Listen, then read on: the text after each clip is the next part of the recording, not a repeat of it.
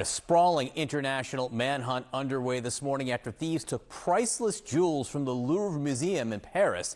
The heist took just 7 minutes. Investigators say they used an angle grinder and a blowtorch to get inside the ornate Apollo gallery, and then they took off with 8 pieces of jewelry. They dropped a 9th piece during their escape. And this morning, there's real concern the jewels might never be recovered. CNN's Melissa Bell outside the Louvre this morning. I gotta say, an uproar in Paris over this. Oh, there is. Such huge security breaches. The idea that these 4 men, we understand that they're looking for, could have broken into the room housing France's crown jewels, John, making off with such treasures of inestimable value. That's what French authorities are saying. This isn't so much about the price of the gems involved or the gold, although that would be considerable if it was all melted down and sold. It is that these are priceless objects when it comes to France's cultural heritage. You're talking about the crowns, the tiaras, the brooches, the earrings, the necklaces worn by the queens of France in the 19th century. So yeah, there's a great deal of outrage this morning in the French press. Many newspapers describing it as the heist of the century. So brazen was it, so quick was it, so efficient was it. These are, after all, we understand from investigators, extremely well-trained criminals who had very carefully plotted getting in and out of the Louvre Museum. Still, that it should have been impossible for that to happen at 9:30 a.m. in broad daylight when the museum was about as packed as it is now. This is what Paris looks like on a Monday morning or a Sunday morning. There were people everywhere. They managed to get in and out. There was some altercation, we understand, with one of the security guards inside. The alarms went off. The museum was evacuated. Still, they went off and got away down the quays of the Seine on their high-speed scooters, carrying at least 8 pieces of jewelry, having dropped the crown of the Empress Eugenie, the wife of Napoleon III, slightly damaged but at least retrieved. Now this manhunt is underway. We were just speaking out here to a French senator, John, who believes that none of the burglars, nor indeed any of these pieces of jewelry, are likely still even to be inside France. And so what authorities and investigators say, crucial period is that first 48 hours, and the clock is ticking. By tomorrow morning, we'll have reached it. And if nothing is found, it could be that we never get to the bottom of this at all. The jewelry will be cut up or butchered and sold. I don't think anything else. We have to wait investigation. Maybe there will be a ransom, but I doubt. Seriously, regarding the price of the stone and the high level of the price of the gold, I doubt that these things will never come back. So a lot of questions about whether this was a commission. These burglars took these pieces of jewelry for a private collection, say, to keep them intact, or whether, and this is the great fear that's increasingly being spoken of, they will have been stolen to be melted down, in which case these treasures would be lost to France for good.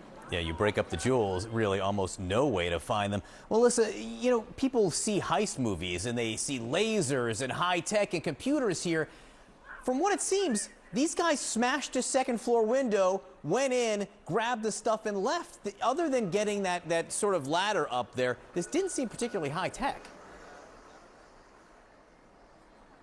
These were pretty rudimentary pieces of equipment. An angle grinder, John, was used to smash open that window. The entire operation, from the moment they pulled up that truck with its mechanical lift, broke through the window, smashed through the display windows, grabbing those pieces of jewelry, and made their way back out, getting away on those scooters. 7 minutes in all. It took them very little time, but you're quite right. There is this sort of disconnect between the value, the pricelessness of what they've made off with, France's crown jewels after all, and the very basic equipment that they used to get in there. No fancy layers, no high-tech equipment, none of the Hollywood trappings that you would imagine for a heist as brazen, as spectacular, and as successful as this one. Yeah, my jaw kept on dropping further and further to the floor as I was reading the details of this, just because of how easy it just seemed.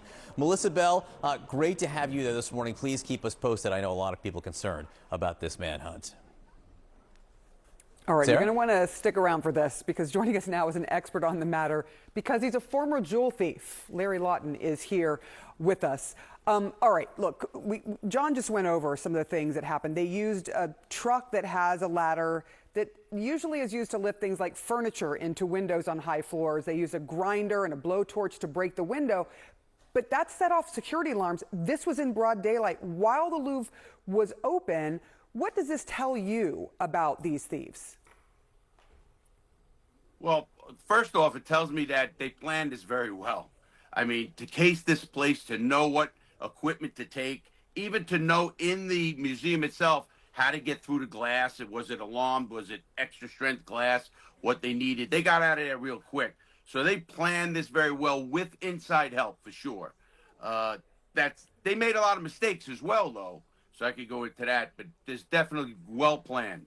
What are some of the mistakes you think they made? Because they did make off with a lot of jewels that are worth, we don't even know what, because they're considered priceless.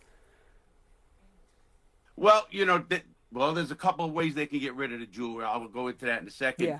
But here's a mistake. They dropped one of these brooches. They only robbed, nine? I think it was 9 brooches, diamond-like pieces. Well, you just dropped a ninth of your whole entire load right there. That's an amateur move. I never dropped a piece of jewelry ever in 25 jewelry stores and $18 million. It's not going to happen. They also got the motorcycles caught right away. Yeah. I mean, they're done there. What are they going to find? They found a vest. They found one of the construction vests already. So they made a couple of, I call them amateur mistakes, but they did get away with a lot. Yeah. And obviously now, how do they get rid of it? That's the big thing. That is the big question. They made off with, and we'll just go down some of the things they made off with: royal sapphire necklace, a royal emerald necklace, and the earrings to match, and a jeweled headband worn by Empress Eugenie, the wife of Napoleon III. So how hard is it? How would people like this go about selling something like this, which are historical in nature and worth who knows what? Well, the people who robbed this don't care about the historical nature, which is just what it is.